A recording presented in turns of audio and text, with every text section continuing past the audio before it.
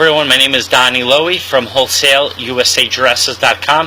Hope you're doing well today. So I'd like to give you some tips today on how to export pallets of wholesale dresses. A pallet of wholesale dresses is usually going to consist of an assortment of different brands, styles, colors, and sizes. Let's say you get a pallet of overstock dresses from a department store. Then the brands that are going to come in that pallet are going to be the types of brands that the department store carries. So you might get brands like The Harry, Jones New York, Nine West, Calvin Klein, and Klein. It's another good brand, Nine West. I think I mentioned that brand. Jessica McClintock. But it's all going to depend on which department store the pallets are coming from. You can also, of course, get a department store pallet of other items, but we're focusing now on the dresses. So now when it comes time to sell those pallets of overstock dresses, what you want to do is first of all get a manifest ahead of time so you have an idea what it is that you're going to be receiving, and then you have two options. You can sell the pallet as is, send the customer a manifest, they'll see what's inside the pallet, and then they'll decide if that pallet is appropriate for them. The advantage of that, of course, is that the customer knows exactly what's in the pallet. The disadvantage is that they might look at the manifest and say, no, you know what, I don't like 10% or 20% of those dresses, and then they're not going to buy that pallet from you. So what you might decide to do instead is buy 2 or 3 pallets yourself.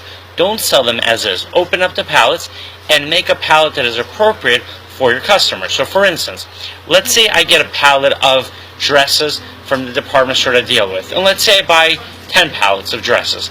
I'll open up the pallets and I'll sort out the dresses. There'll be dresses that will be appropriate for warmer climates, for colder climates. There'll be dresses that are more conservative, dresses that are more revealing, and then we can build orders for the customers to make sure that the dresses are appropriate for the market that the customer is selling in. So what you can do also is you can sell unmanifested pallets, which consist of an assortment of different brands, styles, colors, and sizes, but those pallets would be made based on specifications, whether it's a weather specification, whether it's a style specification, a size specification, and so on.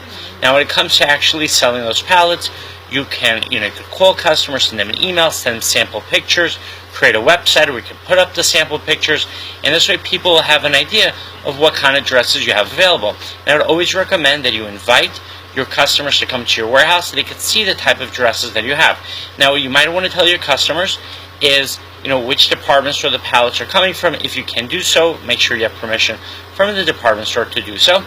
And you want to make sure that your customers are familiar with the quality, because let's say, for example, a customer wants to buy wholesale dresses, but there are wholesale dresses that are made in China that are non-branded. Those are going to be sold at a much lower price than brand name dresses. So your customer needs to understand that the reason why your pallets might be more expensive is because they are better quality dresses, they are brand name dresses, they're designer dresses, and so on. Okay, I hope you enjoyed this video. My website is wholesaleusadresses.com. The next time you are in New York, you're welcome to visit my warehouse. Have a great day.